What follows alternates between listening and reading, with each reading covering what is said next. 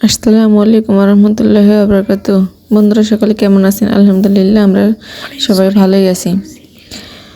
আজকে আমি আপনাদের মাঝে অসম্ভব মজার বুটের ডালের রেসিপি নিয়ে এসেছি। এটা খুবই মজাদার একটি খাবার। প্রথমে আমি 1 কাপ ডাল নিয়েছি।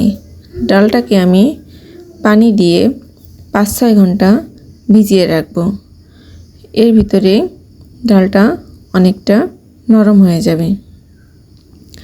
আমি এটাকে পানি দিয়ে রেখে দিচ্ছি। 6 ঘন্টা পরে আমি ডালটাকে ধুয়ে নিচ্ছি।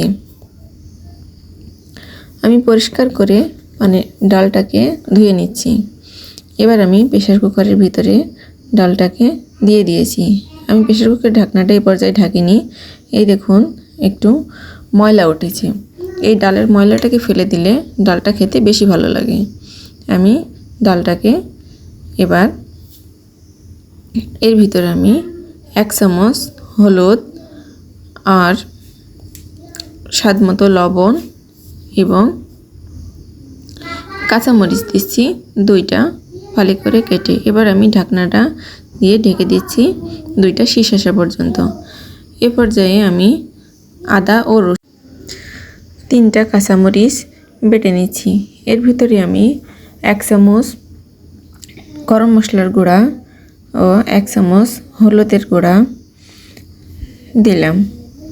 এ পর্যায়ে আমি এর ভিতরে 1 চামচ ধনিয়া গুঁড়া দিয়ে এই মশলাটাকে ভালো করে মেখে নিচ্ছি। এর ভিতরে আমি 1/2 কাপ পরিমাণ পানি দিয়ে মশলাটাকে ভালোভাবে মেখে নিয়েছি। আমার মশলাটা মাখা শেষ। আমি একটা প্যানে 1/2 কাপ তেল দিয়েছি। তেল দিয়ে তেলটা গরম করে নিয়ে এর ভিতর আমি 1 চামচ ঘি দিয়েছি।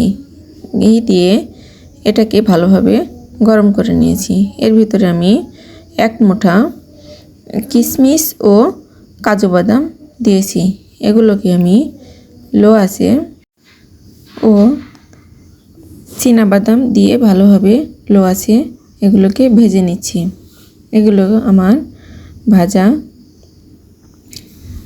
শেষ। এগুলোকে আমি এখন তুলে নেব। আমি এগুলোকে এখন তুলে নিচ্ছি।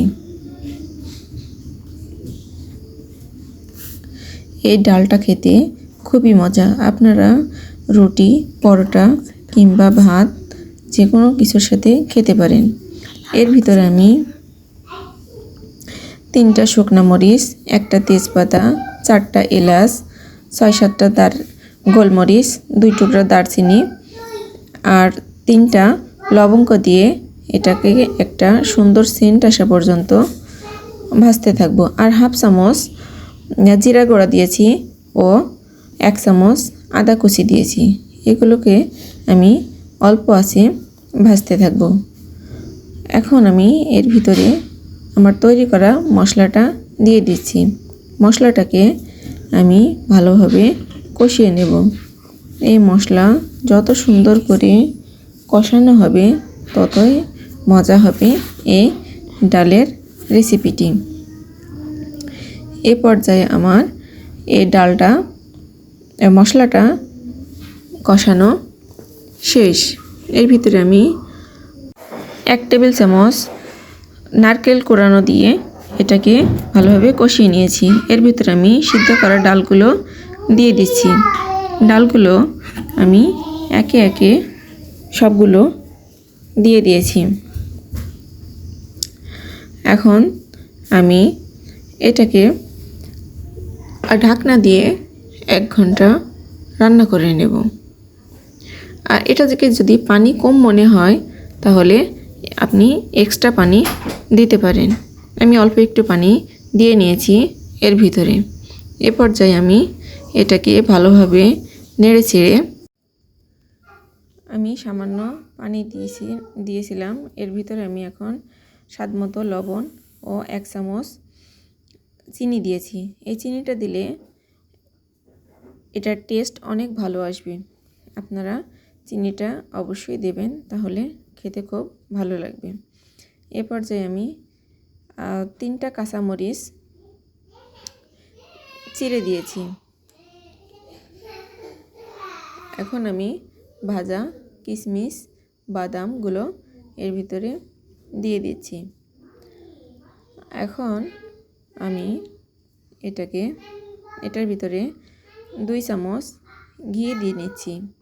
এই ঘিটা দেওয়াতে এটার ভিতরে একটা শাহি শাহি ভাব আসবে। এটা খেতে খুবই ভালো লাগবে।